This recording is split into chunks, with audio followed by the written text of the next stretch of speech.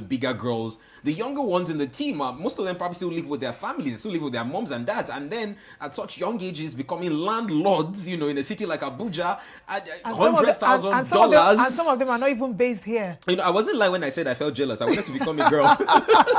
But for you, I mean, you're a woman, definitely. You've been a part of this sport. You followed these ladies. You know, you are the Super Six. So I'm sure this means a lot to you. What was the feeling like seeing all of this unfold? And what more important does this mean for, you know, women's football, particularly in Nigeria? Have we gotten to that point where we need to start, you know, accepting and embracing women and everything they bring in terms of success, you know, in sports? I love the way you put it, Daniel. It is, it's high time. You know, I mentioned it earlier. Women's football has been there, but people have not been paying attention, you know. And every time, you know, you move in to talk to somebody asking for sponsorship or recognition of some sort, you hear them saying things like, oh, not be just women, you know.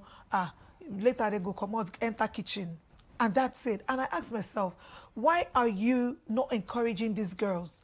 You know, before the Super Falcons won, you know, their 10th title, I had conversations with a few persons about this tournament and how, you know, one can go support these girls and all that. And you hear people say things like, it's just the ladies, you know, they don't have, how many known faces do they have? Where do they play?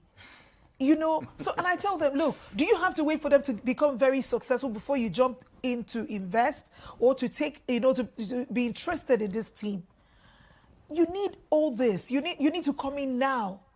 And look at what is happening now. Everybody wants to identify with the Super Falcons. Why? Because they are successful. Everybody's a friend to success. Success has many family members. Thank you. But there are so many people that don't even know. I mean, someone was even honest enough to tell me, do you know that? Well, did you say this is their 10th title?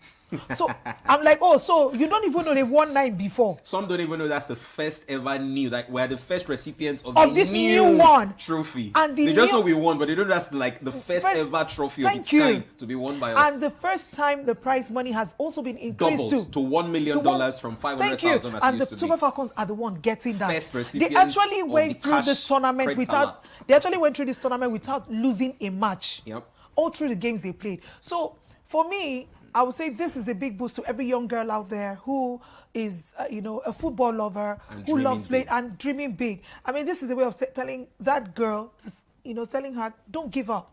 Yeah. You can actually achieve it. There are so many young stars on this team. So many. We have some from the, you know, Nigerian Women Football League, you know, on this team. And this is the first time they're actually going to, you know, for a national tournament. And they were able to get this lucky. Who says it can't be you tomorrow? For the likes of Deborah Abiodun, I know her story, how she started off, very young lady. As at 3 years ago, if you had told Deborah you will make it to the World Cup and the WAFCON, you know, simultaneously, because she was at the World Cup, remember? Yeah. And then now she's, you know, in WAFCON. Deborah might have laughed you off and said it's not possible, even Deborah is literally an integral part of that team. Folashade Jamilusi also has a similar story. Honestly, because she actually missed out. She actually missed out, you know, to go play with the Falconet. But look at it now. By the time she now had the opportunity to come back, she's coming back at the bigger level. Literally. And now she's cashing out big time. So we have this will be a big boost, you know, to the girls in the Nigerian Women Football League, you know. And also I want every administrator out there in the Nigerian Women Football League to pay attention. Pay more attention to these girls. This is the time to go to brands. I mean, approach them. Let them come and support this league. Let them support these girls. Sometimes you hear, you know, private club owners saying they don't have enough funds. Most of the time, these girls work and they are not paid for months. Yeah, you understand. So we've heard those stories. You understand. So this you know, this victory is going to spark a whole lot of conversation, and I just want, you know, every football lover out there to embrace this victory and also use this as a tool for advocacy for the growth of women's football in Nigeria. Most certainly. And you know, I literally stayed vigil to watch that match, and I said something to my colleagues. I said, years to come, there will be stories, there will be documentaries, there will be, name it, years to come. They will literally write a thesis about how we did this remontada, because I've never seen at national team level where a Nigerian team did a remontada against a hostile nation.